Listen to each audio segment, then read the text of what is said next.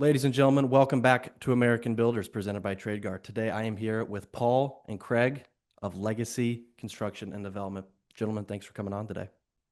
Thanks for having us. Thanks for having us. Yep. So we'll start with a background on you guys. You kind of had two separate backgrounds. You came together to join this company. Craig, we'll start with you. Give me an idea of where you came from, and then how you got introduced to Paul and how this business came to be. So I went to a private high school in New Orleans, Louisiana, and then I was not very good at school. I always struggled to just make C's. So I made my way to a community college, and the academic requirements were so low that I basically transferred to LSU with like a 3.8 from Baton Rouge Community College because the school was fairly easy. And then I was pursuing a business administration degree, and with 24 hours left, I changed to mechanical engineering because I did not want to be in a large pool of people with basically no direction. My goal was to buy a house for my mom and my brother and let them just enjoy life and have not to worry about anything financially. And then my college career got cut short. My brother ended up passing away in January of 2017. So I had moved home. I did not finish either degree and then just jumped into the workforce. And then fast forward to 2024, 24? Yeah. 2024. I was building two doubles in New Orleans, new construction projects, and I had gotten wind about Paul and that he does exceptional finish work and has good crew. So I had called him to give me some pricing on those projects. And it was like when we first met, almost like a long lost family member kind of vibe, you know? We spoke we were probably meant for what, an hour, if that. And then we went on our way. Paul had agreed to do that work. And then I'd say like 2 weeks later or a month later. I always forget how long it was it was within a month or two, I'd say, So about a month later or so, Paul had called me if I wanted to team up with him to remodel a Dunkin' Donuts. And everybody knows how popular that brand is. And from where we are, there's only like two or three. And one of them is in a very relevant place. And it gets lots of traffic and things like that. So I was like, which one are you talking about? And he said the one in Metairie, which gets, I think, like 250,000 cars a day that pass it, something crazy. So I was like, absolutely. And then we started that project. We had 14 days to do it. Never working together whatsoever. Don't know each other's work ethic, our processes or anything. And we built it out in 12 days. Wow. So a facility that's open 24/7. Every hour they're closed, they're losing thousands of dollars. And we were able to turn it over to them 48 hours before their actual, the due date. So we turned it over early. That's incredible. Okay, so you guys find this project. Paul, give me that story from your perspective. Kind of where were you at in your career when that happened? And just kind of give me your side of that story. I started doing what I was doing for quality in 2015, I believe. And from there to when I met Craig, I guess I was about 9 years in. Early on, I started out as a paint company. I think what happened was I worked for a painting. So one part about me is I got sober in 2014. So it was sort of a pinnacle moment in my life because prior to that, I was just doing, I wasn't doing a whole lot good. Okay, so sobriety happens, and I'm going down this new journey. And I kind of hopscotch through a couple jobs. I always did construction. I started when I was young. I started with my father when I was 14. And then I wound up working for my uncle after Katrina when I was 18. And that's when I started really getting my hands on things. And I worked for his company for about 5 years, the company he worked for. Um, so I got a lot from him, but and then between there, I was just doing all my own chaotic stuff. So get to where I wound up at a restaurant, and then I wanted to work for this guy who's doing construction, and we kind of have a falling out. I go work for another contractor who's a painting company, and I don't know why. I think I remember hearing him talk about a job or money or something, and I was like, dude, what? Like, you making that kind of money doing this? At the time, it was a lot for me. So he got slow during Christmas, and I went back to work for this other fella which was a bad move. But it's funny how bad moves turn into such great things. And that's kind of, my story looks a lot like that. A lot of, in the moment, horrible, and it turned into something beautiful in the end. So I went to work back for this guy. We had this falling out. In the process, I was partnered up with him, not legally, but I was doing one specific job. I remember we did two in a row. One where I worked for a month demoing concrete by hand with jackhammers in the back of somebody's house, and I made $300 that month. And I have a new baby on the way. Okay, and I'm freaking out financially. I'm freaking out. I'm like kind of on my own for the first time in my life.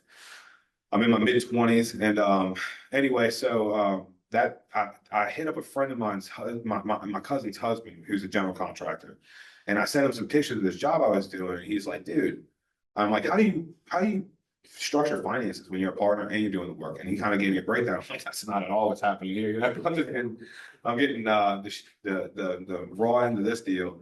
So he's like, hey man, you need to go do your own thing. Well, also very loyal. So like, even though I'm kind of getting, not in the best spot financially, I won't let go of this guy. Like, I'm trying to help him out because he's going through something now too.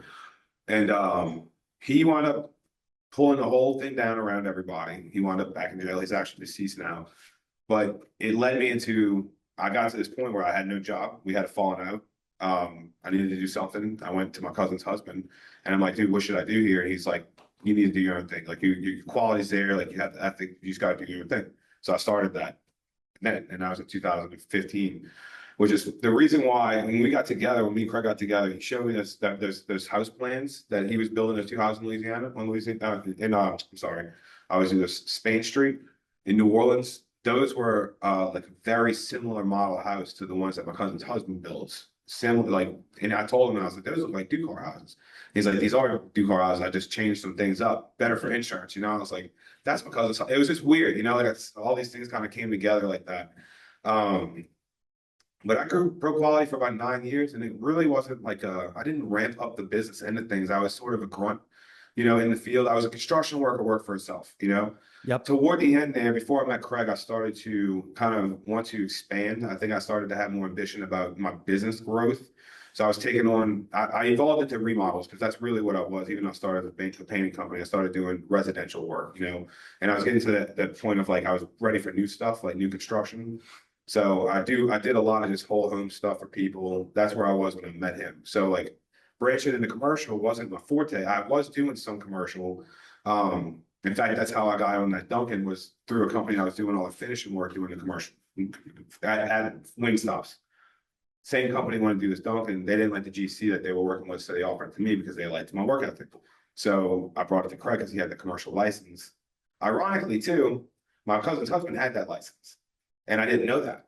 That's why I brought it to Craig. I could have brought it to him, and this would have been a totally different thing. I would have done a one-off job and moved my own way. But instead, we have this now together. It's just kind of how things go, like, to me, when you pay attention to, what else is out there. But yeah. Absolutely. Yeah. It's cool to see that story looking back. And you mentioned you guys, it was like long lost brothers. I mean, correct me if I'm wrong here, but it seems like you both kind of come from a hard spot in life and you were both kind of in that hard spot at the same time. What was the bond that kind of brought you guys together at that point? Just the similarities and kind of backgrounds, or what was it that made you guys connect so quickly? We have, yeah. I mean, I'd say that we have two different types of like taste, but we have, I don't know, like the same character maybe would be the way to put it. Like, very, It's determination. yeah. We both hit a rock bottom place, and it changes your work ethic that really someone who hasn't, they can't comprehend that, and they can't, practice that because it's a unique, it's an unfortunate way to find out, but that's like ultimately the only way to find that out.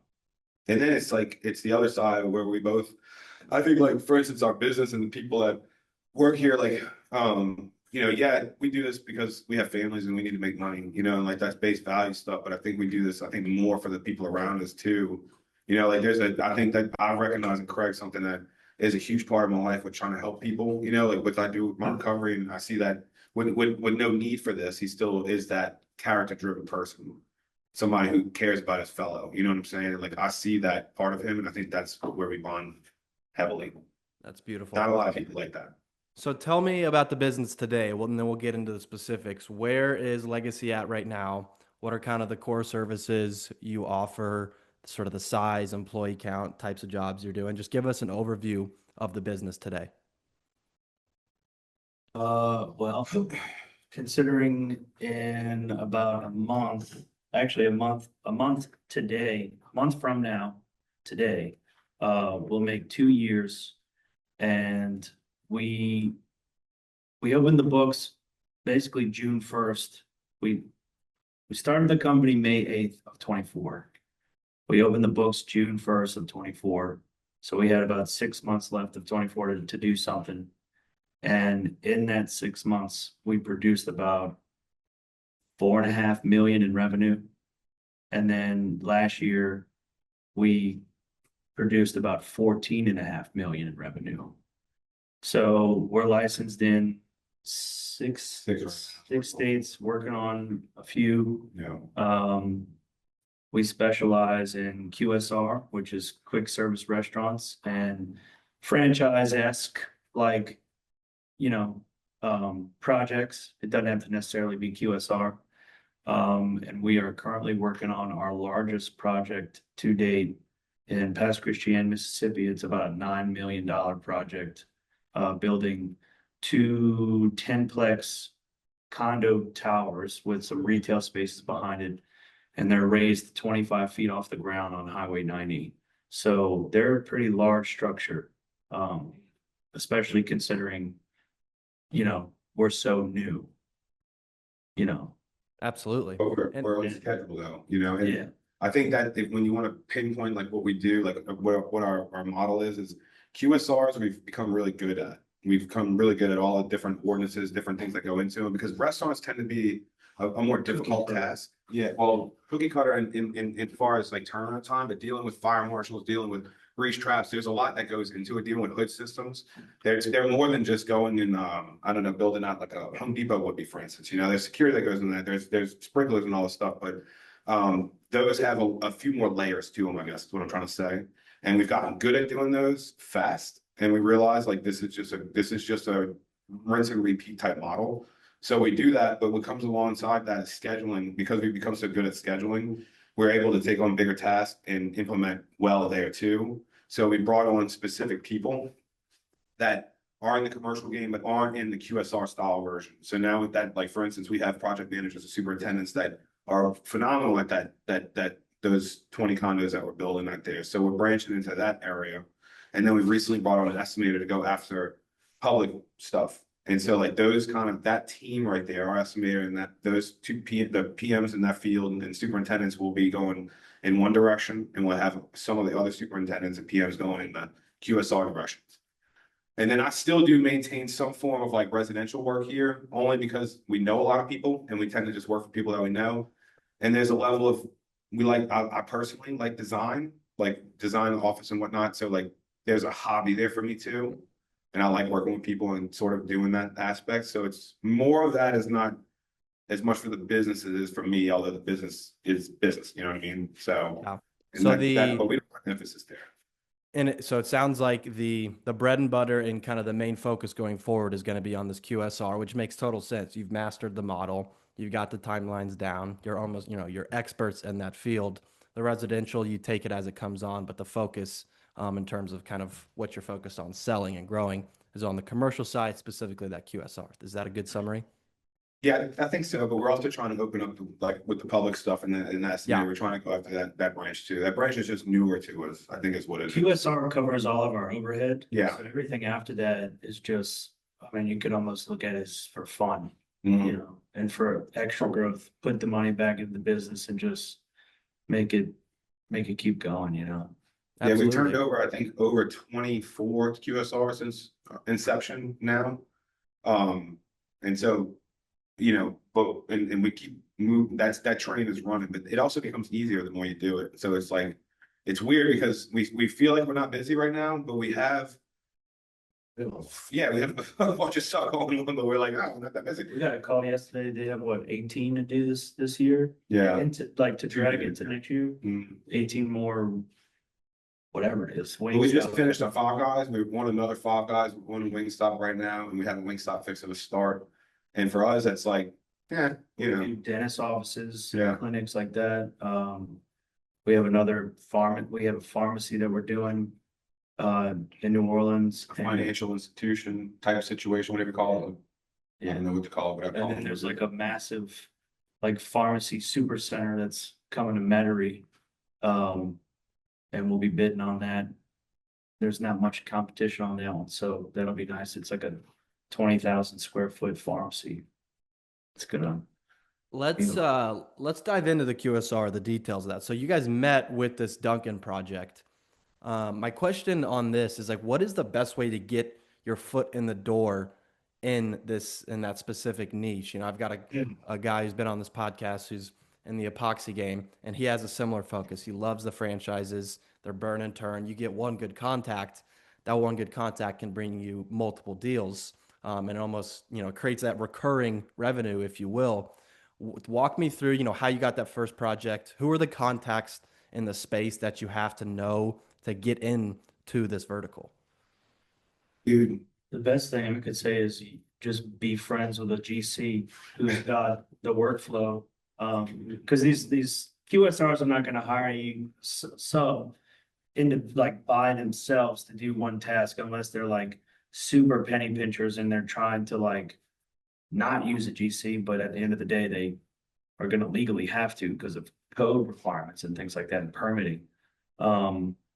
Just making friends with a GC and a GC that's open to working with different people and doesn't look at everybody as a form of competition, because that's, I think, what sets Paul and I apart is, we've met our fair share of people that they don't want to open their book because they hold it tight to the chest and, which I understand why, but I've also seen the positive side of when you do open your book, I mean, nobody's, sure, is there somebody better than Legacy and Paul and Craig? Sure, but they don't have the personalities we have, the characteristics we have, and, the relationships we have too. So I will say this though, one of the franchise partners that we work for, because that's what you're targeting from our perspective, you're going after construction managers. You're going after the guy right underneath the guy who owns everything, ultimately. Finding that guy, can't tell you how we do it, No, no, for real though, it's kind of hard, dude. Like we just do like heavy loads of research, like we're always on our computers, like sifting through a lot of things that lead to another thing that lead to another thing. It's like a stepping stone type process, But the first one we got was from the Duncan, which was another out of state contact that we made, and that has led to for us quite a few, probably close to at least a third of the ones that we've done so far. It's been like you said, it's just you get one good contact and they keep them coming, but they're a restaurant group. So they have a few different franchises. They do Wingstops, they do Dunkins, they do a new one for our area, Hawaiian Bros. So that's one good contact. Through that, we found another good contact, and that's kind of how we've been trying to hopscotch and do, like I said, heavy payloads of research, heavy marketing, and we also have, there's levels of, like, for instance, the first Five Guys we did, the guy who we did it for was an out-of-state contractor, right? He was licensed here, but he was an out-of-state contractor, so he didn't want to come down here because he was kind of far, and he had never handed a whole job off the way he did to us. But upon meeting him, explaining to him like our knowledge base, he felt comfortable there. He still put a super on the job who halfway through the job is like, I really shouldn't have wasted the money on a super, which I understood because you don't know what you're getting until you get it. Which since then it's been us on all the jobs that we do with him. You know, so we have a repertoire, we have a you know, we have references, but we also have like you can go look. We have a pamphlet made specifically for QSR franchise partners and whatnot that showcase what we've done already and what we know about them. You know, that's Absolutely. important. Yeah, I think one thing that, and give me your thoughts on this, but when you look at the guys like you who are crushing it, who are growing fast, and then you've got the old guy who's been doing it for 30 years, sticks to a certain radius, never really grows too much. And like you said, Paul, at the beginning, you created a job for yourself. What I've found in all these conversations is the difference there is the willingness to network and really treat it like a sales job where if you're in insurance, finance, whatever, the sales networking, being on LinkedIn, grabbing Yeah. coffees with people, like that's key in any industry. And it's especially key here where, like you've talked about, one good connection opens the door to 15 more. It's hard, dude, because I to think of myself as a salesman is really, really difficult. But Totally. what I've realized, but you're not wrong. And I've realized that more recently is like, well, that's all we really, me and Craig are just salesmen at this point, but we're selling a product that we stand by. So it's easy. I'm not really selling you something that you don't need. And I'm not trying to get over on anybody. I'm giving you a service that's going to benefit your life. And when I look at it like that, it makes it easy because that's how I've always looked at it, which is why I never thought I was doing sales, you know? We look at it like, Yeah. yeah, you can go and get the same cut and dry work done by anybody, but you don't get Paul and Craig. Yeah, you don't get the dream team, which is how one of our QSR, one of our bigger, yeah, Wingstop QSR, Wingstop Corporate gave us the nickname the Dream Team because we save so much time in projects. They give their franchisee 12 weeks to do a project. We turn it over to them in 9. That is a good reputation to have. You got to get that on the website, the dream team. that's what it is though, dude. Like when you focus heavy on your scheduling, you know, Yep. and again, like you see this in the industry all the time, and there's people that step on their subs left and right. One thing that we don't do is that we cater to our subs heavily so that we can maintain schedules. So when we work with people regularly and we have good relationships with those people as well, the people that work underneath us, but on our jobs, it keeps the schedule tight. You know, when they're on only our jobs, 90% of the time, they go to our jobs when they need to be there. You know, it's Some of our subs have had to actually increase their crews because of our demand, Mhm. which has been pretty cool to see. They're adjusting and growing with us, which is we like them. Let's focus on the scheduling a little bit more because I think what's so important there is the customer satisfaction and the reputation you get when you set the expectation of what's going to happen and what you guys exactly did. You didn't just meet the expectation, you exceeded it. What are some of the tips? You've mentioned a few there, but how do you get that scheduling dialed in? What are the 2 or 3 things that you have to have right to make sure project deadlines are met? And, if you can touch on the value that that has with the customer experience. You have to have realistic expectations. So you have to know what you're doing first, like first and foremost. Yep. First job you run through, I wouldn't do tight schedules unless it's something that you've done already. It's just in a different format. But then from there, you have to know, to me, permitting processes, local ordinances, which you're going to run into along the way because some of them are different than other ones. Those are always time crushers. And then making sure that you're maintaining your subs time too. So like for us, like I said, a big thing that we have is we know where our subs generally are, what they might be overloaded with. So we don't pick people that are going to be jammed up on something else, or we don't dual conflict scheduling. So that's something that we always monitor as well. And then it's just due diligences. Like our superintendents are on top of everything, on orders, on the front end of everything. We build out schedules immediately upon day one. We review plans before we start jobs with the project estimator in-house too. So like making sure you understand the job thoroughly before you start it, making sure you understand the schedule thoroughly before you start it, making sure all your subs do too, and making sure you know what your your permanent process is going to be throughout the project, what requirements you're going to have from state fire marshal or local fire marshal, depending on where you're at. Those are the things that will keep you moving at a tight timeline. In permitting, like you said, it's one of those things where you have to do it in order to understand it. I'm guessing like you're not going to understand the timeline of ordinances and working with governments unless you've had that rep. So I like what you said there about, if this is your first time doing a job like this, leave a little wiggle room for you to make mistakes. Yeah. But if you Let's get on the front end of it, you can ask questions too. So we've realized that you speak to your permitting office, to your local, wherever you're pulling the permits from, you ask them what their process is. What are you processing for the hood? What are you processing for this, that? What are your rules that might be different than other places? That way you know. And sometimes you'll get a municipality that they don't even know, Yeah, like New Orleans, yeah. they don't even know. Oh, and you set realistic expectations. If you work in the city of New Orleans, you just don't even, you're just not gonna get there. You know, just know that ahead of time. Just say I'm Talk sorry right when you start.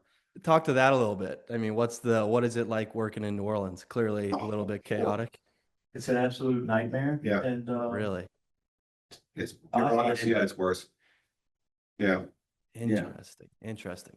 Okay, we'll move on from that. Let's talk technology a little bit. I mean, I'm sure. Like, what kind of stuff have you guys implemented? Scheduling, planning everything out. Do you have any experience with this? Is this something you guys Um, have played around with? There's obviously all sorts of new AI and all sorts of stuff so coming out. I would just say the biggest thing we've started to implement is a claw bot, Tell me and more. Tell me more.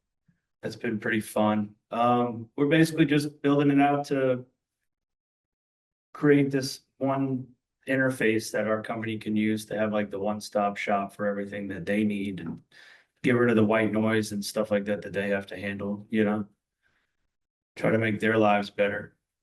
Yeah, we're Absolutely. Yeah. working on that now. We use the standards up to this point as far as like Procore goes, but that's just for organization of a job, you know, and then we use, you know, same like for finances, we use the standard. We have, we're Apple integrated, so Yeah. everybody here has Macs and, you know, iPhones and stuff like that, and everything's all integrated like that with calendars and iCloud files and things like that. It makes it seamless and less of a headache, you know, people don't have to go looking for stuff because it's all on the cloud.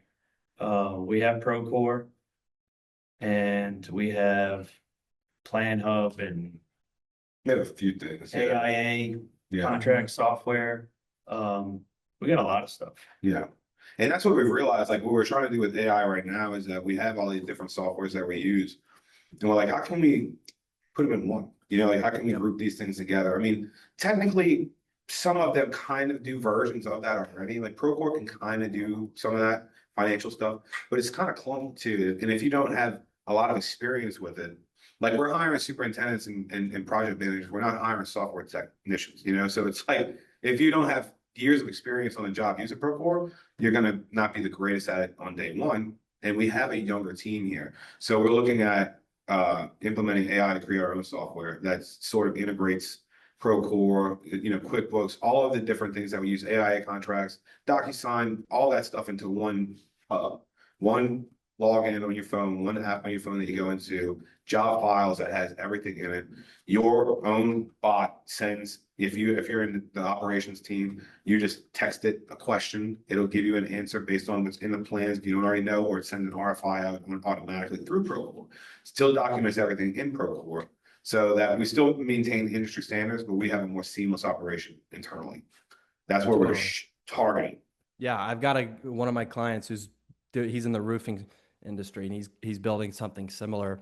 And I think in general, that pain point you guys mentioned there of having multiple different tech stacks and bouncing from one product to another, I mean that's a pain point every business experiences. And I think with AI as it's advancing, there's going to be more and more of an ability to have one central, like you mentioned, one bot that Yeah. taps into all those data sources and then Mhm. each employee has basically their agent that can pull from those different data sources and make it so you're not jumping in to multiple different things. So could have a whole conversation on that. But you mentioned Oh yeah. the younger team. You guys are obviously young guys. What is the We do have an old guy. You know, we got one really old fellow. And Yeah. it just turned yeah, 80. Yeah. Yeah. well, you He's gotta a have one. superintendent. Yeah, you gotta have one. It balances it out because he's so old, You would it never brings the get- whole bottom up. Yeah, we're averaged in Yeah. the 40s now. Yeah. Yeah. So tell No, me he's a sweet about guy. I mean, talk about in general, you think there's an advantage, a disadvantage? I think there's an advantage to being younger. You have the ability to implement these new technologies. But what has your guys' experience been being on the younger side where, you know, some people might be talking to an 80-year-old GC versus you all? How's your experience been? Advantage, disadvantage? Talk to that a little bit.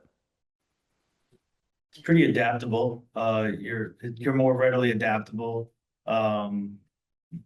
Running a younger crew too, they're easy to mold and train them in the way that, we feel is the proper way.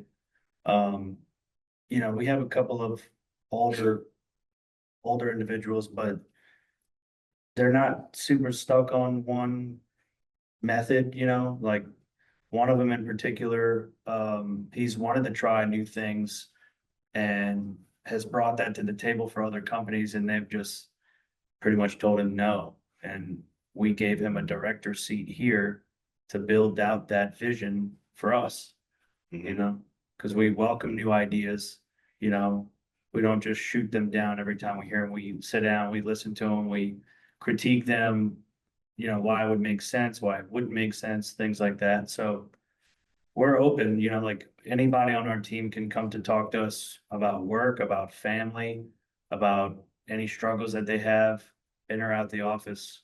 Paul and I are here for them, and I think that that's what makes a big difference too with running a crew of a younger generation. Yeah, we may not always have the years of experience in doing certain projects, but that's why we have brought certain people in too. Like one thing that Craig and I always do, we also maintain is that we don't know everything, like no ego drive here at all. And so that leaves us very open to new knowledge regularly and also filling gaps. So we brought people in our business to help us with our business. We brought people to the field to help us with the field that have more experience than we do in those areas. And then from there, because we have a youthful team, they get there quicker. They have somebody to kind of coach them through these parts that they might need to jump on fast. Like that big project, we're training one of our younger superintendents right now on a big job so he can learn that whole process from start to finish, and like that's how we look at it. It's like, these guys' strength is an experience and our strength is an adaptability and evolution, like, and so let's merge them, Talk to me a little bit about the team growth. When did you guys make your first hire? What was that hire? And then how has that kind of expanded from now? What are the different roles? And then if there's one role that sticks out as like this was a very key hire that made a big difference for us, if you could pinpoint that as well. Well, when we started, when we started, I had a few people already, just guys in the field. Again, I was in residential, so I had a few guys like that. I think our first real hire was Logan. No? When we put Was it not Aaron? Aaron was still a sub for a long time. So yeah, I guess Logan was the first time we gave a truck to, and then yeah, and then I'd say key hire, anything on Joe. Yeah, we brought in our VP of business operations, who actually is my sister, but She left a long career as a PE teacher, a career she loved, and she was doing that for what, 13 years? I think long. A long time. Yeah. And she wanted to come work with us. We were, Yeah. flattered by that because she was giving up. So she had business degrees and stuff too, so she was qualified for the job. But she's given up a 13-year, career that she's built, and she came here and she's been phenomenal, like absolutely phenomenal. Yeah, we felt along the way that we were running everything ourselves, Craig and we were ripping our hair out, and I was stressed out, and I was up late, and I was up early, and I was dealing with 50 million phone calls. So, and he was too. We were both in the same boat. We're like, dude, like it's not sustainable. It really that hard push that we did for months got us. It was really good for us, but then at some point it's like this isn't maintainable. We brought a business coach in. When that happened, we started doing this coaching class, whatever, and it was the leadership team. I brought her to the table just because how frugal she is, and so I wanted her on our books, and she wound up really like wow, like the things that we stood for as a business, which are our core values. They stood out to her heavily, which are willingness, or relentlessness, positivity, growth mindset, and being humble. And she just is like, I think I could see myself just doing this instead. And so we did it like that, and we worked out, and she came in and just started helping us create systems. And then I kind of offloaded onto a subcontractor. He came to work for us. He gave up his business to be a part of ours, and he became the VP of project operations. Because Craig has always been on the business end of things, like the licenses and running the office stuff and doing the books and whatnot. And I've been in the field, so that's kind of how we've delegated ourselves. And there's a lot of crossover too, which was always hard too.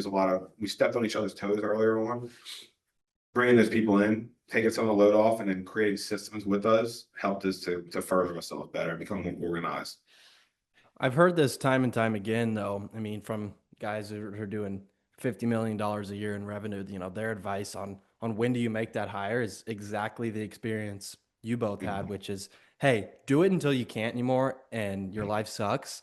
And at that Yeah, point, it's time to offload it. And then I think you guys already touched on this, but finding the people that are good at what you're either not good at or at what you don't enjoy, those are kind of the first places to look. So this has been great. We'll finish it off with just kind of where the future is for you guys. What's kind of the ultimate goal here, and where can people find you? I'd say our goal is 100 million by 2031 or 2030, 30. I don't know, 31 maybe. I don't 30 know. or 31. So we have a lot of work to do. Yeah. And you can find us in Louisiana, Mississippi, Alabama, Arkansas, Tennessee, Georgia, soon to be Florida, Yeah. And because Texas doesn't need a GC license there as well. and Yeah. Texas. Beautiful. 100 million by 2031. Cheers to it. Annually. Yep. All right. Thank you, boys. Appreciate you coming on. Yes, sir. Thank you.